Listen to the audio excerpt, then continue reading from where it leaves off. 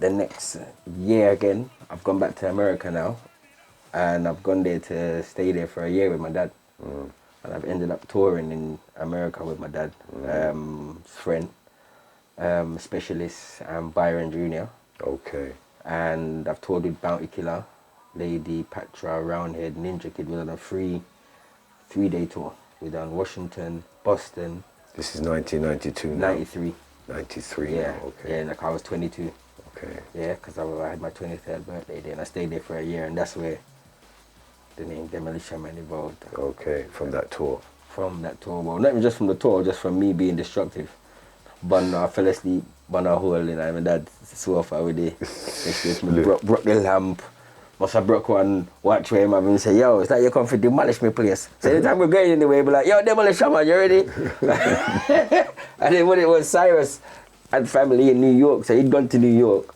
And I called him, I was like, well, go on, forward to Connecticut, innit? Yeah. So I've met him at the bus station, and he's come to Connecticut for 2 weeks. Yeah. But we've done one show at one block party. Yeah. And them time there, Cyrus, his name was Diamond, but he started to call himself Cyrus the Virus. Yeah. I'm not gonna lie, bro. You know you've gone somewhere now, and because you're an artist now, right? I'm in America and I'm around a set of people and I'm doing my lyrics and I'm good in it. When Cyrus reach, you know, say I've got my good 10, 12 lyrics. Cyrus must have come there with a book and must have had around 40 new lyrics, but you know, and I remember was popping, you know, and I'm talking all the intro in my right too, you know. You know, when man, I'm talking, the man had his thing well versed out, and I was like, boy, I had to step up my game. Okay. You understand? Right. But when we done the show, we done a thing at the block party, and a man come off and he was like, when I came off, a man said to me, boy, you know when you sing, boy, you're wicked, but you see me a DJ, you demolish the place. And that's where I said, you know what? Everyone's got an A-list, isn't it? Because you had Bounty Killer, the Outlaw, you had Beanie Man. Everyone had that outlaw, you had Terry Gancy, the Outlaw, innit? Yeah. So I called myself Wayne Young, alias Demolition Man. Okay. I mean, that's where the Demolition Man came in. Yeah, and then I came back to England, 94. Yeah. And that's when I stepped into the jungle. Right. Yeah, I mean, so you're back in London now after doing all of that, because that's a lot of things you've done there, man. Yeah, man. You know, over the time, you know, building. Yeah. And the thing for me that's very admirable about the whole thing is that you carved your own path. You wasn't part of any scene. You know, you was just Wayne Young doing your thing. Yeah. You were moving around the world, everywhere you go, and you had a chance to show your talent. Yeah. Where you got the opportunity to, because of a link to your pops or to whoever, you went there and you showed and proved. And you know, that's how you built your name and you built your credibility and your stature, you know, as an artist. So you've done all of these things, you've come back to England, and jungle's the thing now. You know, like jungle's popping down the place. I remember actually seeing you, right, one time. Now I can remember it very well, actually. I'll never forget it. And it was down West Green Road at the food shop, right by the bridge there. Yeah. And I was in there, and I was like, and you was outside, and I was like, yo, I go on down a long time, you know, see you. And I say, yeah, man, we did that America, you know, yo, now we have all the things that go on, you know, and thing. So I say, yeah, man, I say, yo, jungle, I mash up the place. And he said, me know, man. You said to me, say, you know, me know. And then you must have said to me, say, you heard my tune though, innit? And I said, which tune? He said, Fire. I said, what, Fire? He said, yeah, that's my tune. I was like, what? Yeah, I remember. Because I never knew that it was you. Yeah. The tune was like Taking Life, obviously. Yeah. But I never knew it was you, so that was a big shock for me, man. You know what I'm saying? So how did it all happen, man? That happened, all right, that was Renault again. Okay. Because he'd see me down West Green Road. West Green Road, man. He see Tottenham, any Tottenham man know about West Green Road, especially down there. And rest in peace, Bully. You know, all of them on them, you know. Yeah, he see me down West Green Road. He goes, yo, guess what? I was like, well, he goes, Bike, he's looking for you. Like, why? He goes, he wants to remix that tune, Pretty Looking Girl.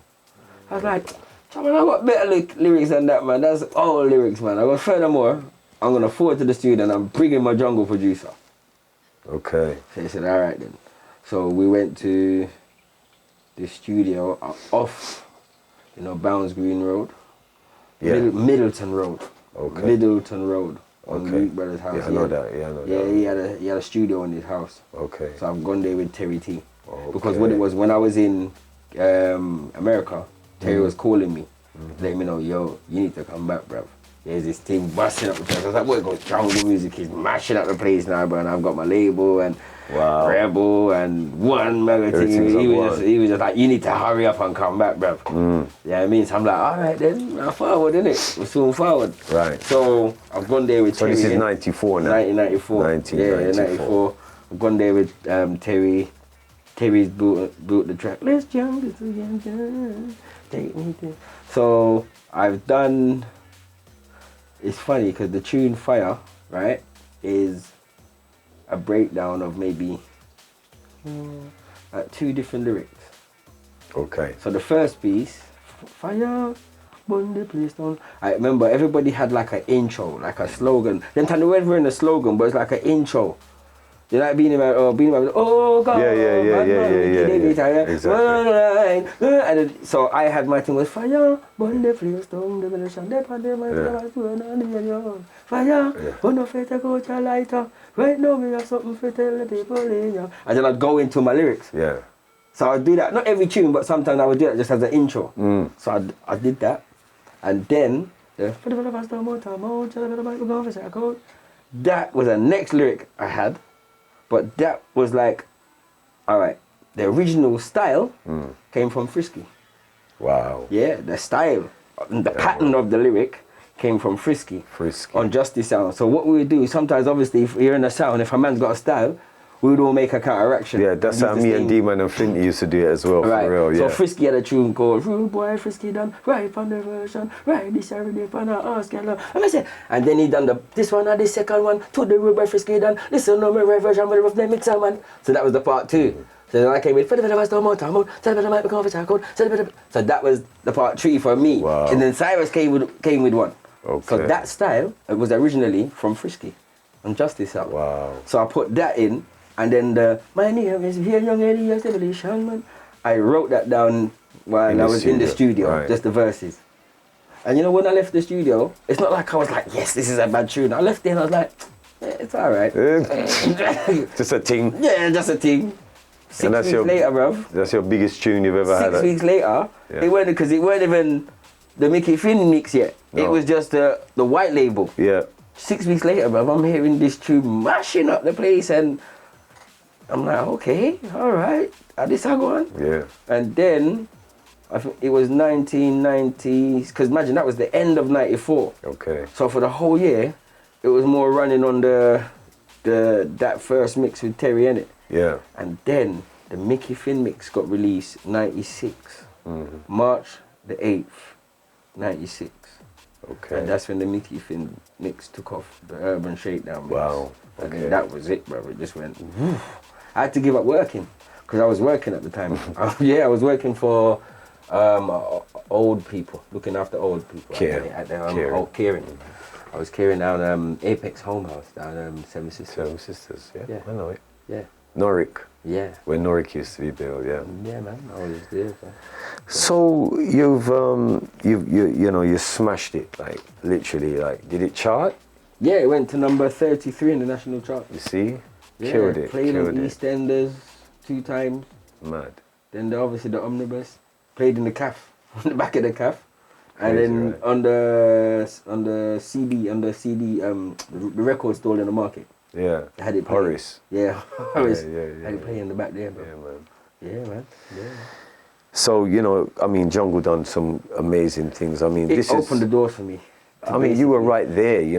You've always been a part of the evolution of British MC culture, as have I. Yeah. And at that point when Jungle came in and became the phenomenon that it was when it first came, which it still is, but when it first actually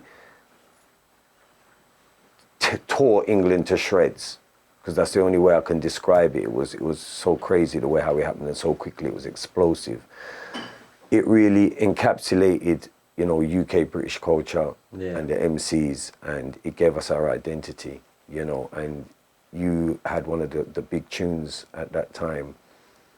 And I must say congratulations, because give thanks, man.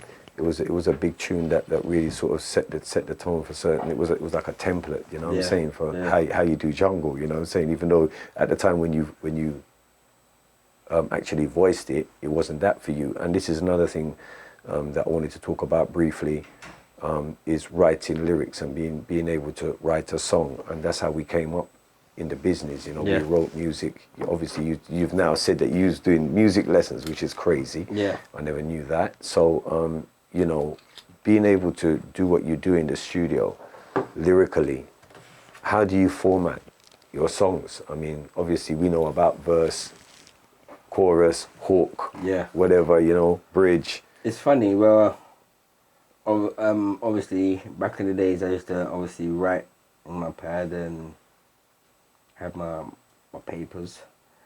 1997 was the last time I actually put pen to paper. Right. It was when I was working in a studio in Garman Road, 1997, with Black Nation Music Records. Okay. They have a sound called Black Nation. No, never heard of them. They're from Broad Lane. Ras Solo. Yeah, his name's Solo. Yeah, I heard of him. Yeah, so I was on that. I was actually with him, working in the studio. Me and Terry. Yeah. With the engineers in the studio, and Terry Ganzi, Roundhead, Charlie Chaplin, Josie Wells. Wow. Originals. Ninja Kid and Johnny Osborne. They came there to do a dubplate session. Okay. For One Sound. Right. And then after that, Solo approached Terry Ganzi and Johnny Osborne to do an album. Okay. So Terry Ganzi was actually meant to leave the Wednesday, and he stayed an extra 2 weeks. To do the album. To do the album. Right. With the production was done by me and Terry. Okay. Yeah, half by me and some was by Terry. Okay. And then Johnny Osborne done a few combinations with him. Yeah. That's on Reel to Reel actually. Terry's gonna try and get some of them up. Wow. But I watched Johnny Osborne because Johnny stayed around the studio for around 5 months. Wow. Because he had family and he had children over here. Okay. So it looks like Johnny's a man, wherever he ready to jukes, if he goes America, if he go here, he would just stay because he's got family in it. Yeah. He's got people there. So every day, maybe 1 day or 2 days, we might not see him because he might have chilled at home with his family, but I'm talking literally every day, maybe 5 days a week, I would see Johnny at the studio. So, you know. I mean, there be days we'd be sleeping there and we'd wake up, or he would be like, Demo, turn on the studio, I'm gonna catch a vibe. And then he's a man, he don't ramp for go and run a boat because we had kitchen in there as well. So he would go and cook some food. And then once he's cooked up that food, he might load up him chalice. Yeah. I didn't teach him about chalice. Yeah. And once he bubble up that chalice, virgin, right, fling it on the rhythm. And I watch him go in the box, take 2 pull and spliff, and then voice maybe 4 lines, rhythm I play, think about something, take 2 pull, voice another 4 line, verse done. Yeah. Hook. And that amazed me. Yeah. So the last tune I actually wrote was this tune called Soldier on the Battlefield, which I done on dubplate for Kilimanjaro. Okay. Kilimanjaro sound. So from there now, I don't write my lyrics anymore. Right. So I format it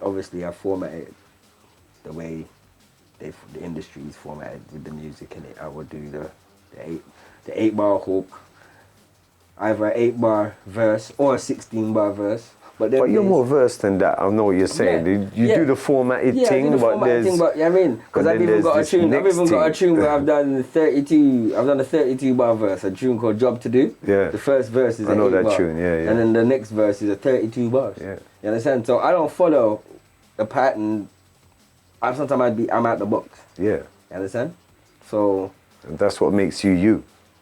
You know what I mean? That's what makes you so unique. So yeah. So.